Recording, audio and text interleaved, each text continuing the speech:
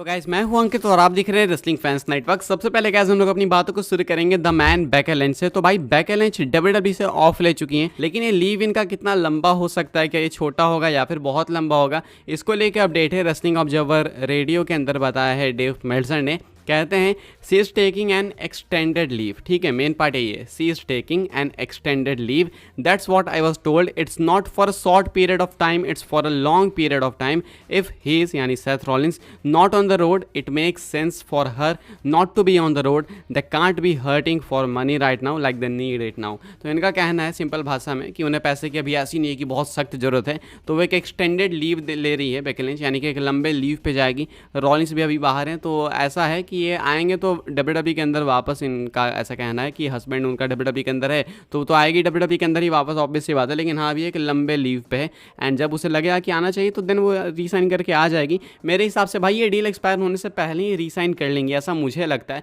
लेकिन अगर नहीं भी करती है तो भी सेफ एंड सिक्योर है, बिकॉज डब्ल्यूडब्ल्यूई वालों को भी पता है कि ये कहीं नहीं जाने वाली है। एंड ऐसा नहीं है कि डब्ल्यूडब्ल्यूई वाले इनको फॉर ग्रांटेड देते हैं। एक वो रिलेशनशिप दोनों के बीच में काफ़ी अच्छी है, दोनों पार्टीज़ के बीच में। बेकी को भी डब्ल्यूडब्ल्यूई की तरफ से बहुत अच्छी अपॉर्चुनिटीज़ मिलती है, अच्छा पे भी मिलता है एंड बेकी को भी ज़्यादा कुछ ऐसा नहीं है कि भाई दांव पे लगाना पड़ रहा है। तो सब कुछ सही है अगर दोनों पार्टी के लिए, तो रिलेशनशिप अच्छी ऑब्वियसली मेंटेन होकर रहेगी। तो अभी के हिसाब से भाई वो रिलेशनशिप अच्छी मेंटेन है एंड आगे भी रहेगी। कहा जा रहा है कि एक्सटेंडेड लीव पे जरूर से बेकी लिंच लंबे लीव पे, लेकिन हाँ वो वापस आएंगी डब्ल्यूडब्ल्यूई के अंदर ही। तो एईडब्ल्यू अगर मौका खोज रही है तो अनफॉर्चुनेटली वो नहीं साइन कर पाएंगे बेकी लिंच को। मेल्टजर की भी बातों से ऐसा ही लगता है। सो लेट्स सी भाई ये दोनों हस्बैंड वाइफ यानी रॉलिंस एंड बेकी कब वापस आ सकते हैं। रॉलिंस तो पहले आएंगे मुझे ऐसा लगता है, बेकी उनके बाद आएंगी। आगे बढ़ते हैं गाइस, बात करते हैं अगली स्टोरी के बारे में जो कि रोंडा राउजी को लेकर। एंड एक चीज़ भाई मुझे बिल्कुल नहीं समझ आती कि अगर रोंडा राउजी को डब्ल्यूडब्ल्यूई इतनी ही नापसंद है, वो डब्ल्यूडब्ल्यूई के अंदर नहीं है, तो देन हर दिन कुछ ना कुछ नया क्यों लेकर आती हैं डब्ल्यूडब्ल्यूई से रिलेटेड। अभी उन्होंने भाई अपनी न्यू बुक जो है रिलीज़ करी है एंड अपने न्यू बुक के अंदर वो डब्ल्यूडब्ल्यूई को डिस्क्राइब करती हैं as a minimum effort lazy as set so. इसको मैं हिंदी में ट्रांसलेट करके आपको कैसे बताऊँ, मुझे तो समझ भी नहीं आ रहा है। लेकिन बेसिकली इनके कहने का मतलब है, अगर गाली गलौज यहाँ से साइड कर दें इनकी बातों से, तो इनके कहने का मतलब है कि डब्ल्यूडब्ल्यूई एफर्ट्स बहुत कम लगाती है बुकिंग वगैरह के अंदर। ट्रिपल एच को भी इन्होंने इसी तरीके से रेफर करा है कि ट्रिपल एच भी बुकिंग में एफर्ट कम लगाता है, ये वो।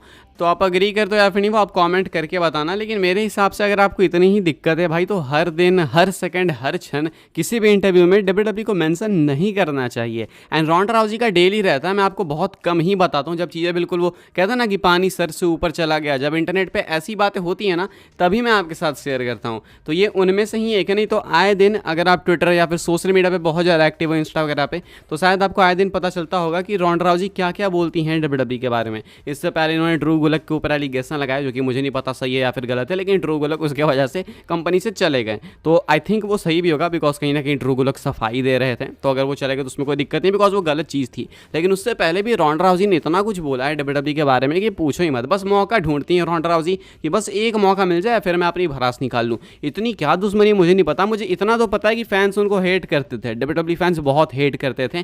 तो डब्ल्यूडब्ल्यूई फैंस हेट करते थे तो उसकी भड़ास डब्ल्यूडब्ल्यूई पे निकालनी मेरे हिसाब से भाई थोड़ी गलत सी चीज़ है। एंड सिंपल मेरा वही कहना है कि अगर आपको कुछ नहीं पसंद हो तो ठीक है भाई, 2 बार बोलो, 3 बार बोलो, 4 बार बोलो। सामने वाला आपको अगर पोक करे तब बोलो, ट्रिपल एच पोक करते, शॉन माइकल्स करते तब बोलो, लेकिन बिना मतलब हर चीज़ पे थोड़ी सी मुझे बच्चों वाली चीज़ ही लगती है रोंडा राउजी के अंदर। एंड कोई सेंस भी नहीं बनाती ये चीज़ अभी के हिसाब से भाई। रोंडा राउजी वापस से डब्ल्यूडब्ल्यूई को मेंशन करती हैं एक काफ़ी डिमीनिंग मैनर में। आगे बढ़ते हैं गाइस, बात करते हैं अगली स्टोरी के बारे में जो कि भाई डब्ल्यूडब्ल्यूई के रीसेंट साइनिंग से रिलेटेड। एंड मैं आपको क्यों बता रहा हूँ, बिकॉज जो रीसेंट साइनिंग्स डब्ल्यूडब्ल्यूई ने की है भाई वो एक्चुअली काफ़ी अप्रिशिएटेबल है। मैं आपको दिखाता हूँ कि डब्ल्यूडब्ल्यूई ने किसको किसको साइन करा है, हालांकि आपको भी पता होगा लेकिन ऊपर ऊपर से पता है। अभी जरा डिटेल में देखते हैं कि रिसेंट में किसको किसको साइन करा है डब्ल्यूडब्ल्यूई ने। ईथन पेज लेटेस्ट कॉन्ट्रैक्ट में आए हैं डब्ल्यूडब्ल्यूई के साथ, हालांकि वो क्लेम कर रहे हैं कि वो कॉन्ट्रैक्ट में नहीं है, मैं किसी के साथ साइंड नहीं हूँ, लेकिन हमें पता है कि डब्ल्यूडब्ल्यूई इतना अनप्रोफेशनली काम नहीं करती है। वो डील के अंदर है लेकिन वो अपनी स्टोरी के अंदर कुछ ऐसा दिखा रहे हैं कि वो कॉन्ट्रैक्ट में नहीं है। तो कॉन्ट्रैक्ट में लिया डब्ल्यूडब्ल्यूई ने ईथन पेज को, एरिक रोवन को भी साइन करा, भी टेलीविजन पे अपीयर होना बाकी है एरिक रोवन का, वो परफॉर्मेंस सेंटर वगैरह में जा रहे हैं। ग्यूलिया को भी साइन कर रखा है डब्ल्यूडब्ल्यूई ने, 2-3 अपीयरेंस इन्होंने दी है, लेकिन उसके बाद अभी प्रॉपर फ्यूड के अंदर नहीं आई है। बताया जा रहा है कि रॉक्सैन पेरिस के साथ बहुत जल्दी ये फ्यूड में आएंगी।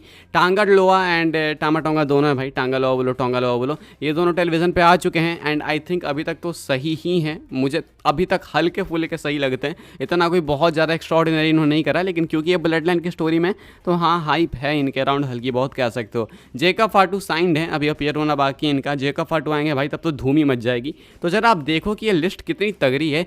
Ethan page, Eric Rowan, ग्यूलिया, टामा tonga, tonga लोआ एंड जेकब फाटू, इनसेन साइनिंग्स है भाई रिसेंटली डब्ल्यूडब्ल्यू की तरफ से। आपको क्या लगता है कि क्या डब्ल्यूडब्ल्यू ने सही मूव लिया इन सबको साइन करके? कमेंट करके बताना। लेट्स सी किसको कितना यूटिलाइज कर पाते हैं। ज़्यादा क्वेश्चन मेरे दिमाग में टांगा लोआ या फिर टोंगा लोआ एंड टामा टोंगा को लेके कि ब्लड लाइन की स्टोरी खत्म होने के बाद इनको कैसे बुकिंग मिलेगी। फिलहाल इस साइनिंग के बारे में, इन सारी साइनिंग्स के बारे में आप क्या सोचते हो कमेंट करके बताना। आगे बढ़ते हैं गैस, बात करते हैं अगली स्टोरी के बारे में, जो कि Drew McIntyre and Damian Priest के Clash of the Castle match के बैटिंग ऑड्स को लेके। तो भाई इनका match Clash of the Castle के लिए कंफर्म हो चुका ऑलरेडी एंड ये मोस्ट लाइकली मेन इवेंट होगा। अभी हल्की बहुत रूमर सुन रहा हूँ मैं, अगले वीडियो में मैं आपको कंफर्म करके बताऊंगा, बिकॉज थोड़ी मैं और रिसर्च करूंगा, देन मैं आपको बताने लायक अपडेट ढूंढ के ले आऊँगा। अभी के हिसाब से भाई Drew McIntyre versus Damon Priest के मैच की ऑड्स देख लेते हैं कि अभी कौन फेवरेट है, इन दोनों में कौन जीत सकता है। वैसे तो मुझसे कोई पूछेगा तो भाई मुझे तो ये लगता है कि ड्रू मैकिंटायर का होम टाउन है, तो अगर वो वहाँ पे अपने होम टाउन में नहीं जीतते तो फिर कौन ही जीतेगा भाई। अब बैटिंग ऑड्स देख लेते हैं। तो आप लोग देख सकते हो कि ड्रू मैकिंटायर है हैवी फेवरेट 1.37 के ऑड्स के साथ। डैमन प्रिस्ट जो कि डिफेंड करेंगे टाइटल चैंपियन होकर, वो 2.55 के ऑड्स के साथ अंडरडॉग है, यानी कि ड्रू मैकिंटायर के चांसेस ज़्यादा हैं एंड ऑब्वियसली होने भी थे। लेट्स सी भाई क्या होता है। क्लैश ऑफ द कैसल ज़्यादा कोई दूर नहीं है, 15-16 दिन का अंतर है एंड हमें क्लैश ऑफ द कैसल देखने को मिलेगा, वहाँ पर इसका रिजल्ट भी पता चल जाएगा। आगे बढ़ते हैं गैस, बात करते हैं अपनी नेक्स्ट एंड फाइनल स्टोरी के बारे में, जो कि ब्लड लाइन को लेकर। ब्लड लाइन का एक इंपॉर्टेंट एंगल हमें क्लैश ऑफ द कैसल में देखने को मिल सकता है एंड पॉसिबली जेकब फाटू का डेब्यू हो सकता है। मैंने आपको पहले भी किसी वीडियो के अंदर बताया। वापस से इसके ऊपर ज़रा न्यूज़ ने कमेंट करा है एंड टीज करा है कि क्लैश ऑफ द कैसल में कुछ इंपॉर्टेंट हो सकता है। कहना इनका ट्वीट करके, this blood line angle at clash could be fun. उसके बाद खुद ही रिप्लाई करके कहते हैं वेरी फन। कहते हैं कि ब्लड लाइन का जो एंगल होने वाला है क्लैश ऑफ द कैसल में, वो देखने लायक होगा या फिर बहुत ज़्यादा देखने लायक होगा, यानी मज़ेदार होगा। तो क्या होगा भाई, वो देखो देखना है। पहले तो देखना ये होगा कि ब्लड लाइन के लिए कौन सा मैच डब्ल्यूडब्ल्यू सेट करती है क्लैश ऑफ द कैसल में, कौन कंपीट करेगा, टामा टोंगा होंगे या टोंगा लोआ होंगे या फिर सोरो सिकोआ होंगे या फिर टैग टीम मैच होगा। एंड अगर टैग टीम मैच होगा तो 6 मैन टैग टीम मैच होगा या फिर नॉर्मल टैग टीम मैच होगा। पहले तो मैच देखना होगा, उसके बाद वहां से अंदाजा लगाना होगा कि क्या जेकब फाटू आ सकता है, बिकॉज मेरे अकॉर्डिंग तो जेकब फाटू आएंगे क्लैश ऑफ द कैसल में। बाकी लेट्स सी भाई, अभी के हिसाब से मुझे ये लगता है। आपको क्या लगता है कि ब्लड लाइन की स्टोरी में ऐसा क्या मैसेज हो सकता है क्लैश ऑफ द कैसल में जिसकी ये टीजर्स करेंटली चल रहे हैं? आप लोग कॉमेंट करके बता सकते हो। मुझे जेकब फाटू का ही लगता है एंड आई बिलीव आप भी शायद यही कहने वाले हो। फिलहाल गैस इस वीडियो के लिए बस यही कुछ अपडेट्स थी। आई होप सो आपको इन्फॉर्मेशन मिलो तो प्लीज़ वीडियो को लाइक करना, शेयर करना, सब्सक्राइब करना चैनल को, ताकि आने वाले टाइम के अंदर आपको और भी ऐसी डब्ल्यूडब्ल्यू की न्यूज़, रूमर, अपडेट सब कुछ टाइम टू टाइम जानने को मिलते रहे। फॉलो कर सकते हैं आप लोग मुझे इंस्टाग्राम एंड ट्विटर पर, लिंक आपको मिल जाएगी डिस्क्रिप्शन में। ज्वाइन कर सकते हैं व्हाट्सएप चैनल को, उसके भी लिंक है डिस्क्रिप्शन में। मिलते हैं अपनी नेक्स्ट ऑफर काफ़ी इंटरेस्टिंग वीडियो में।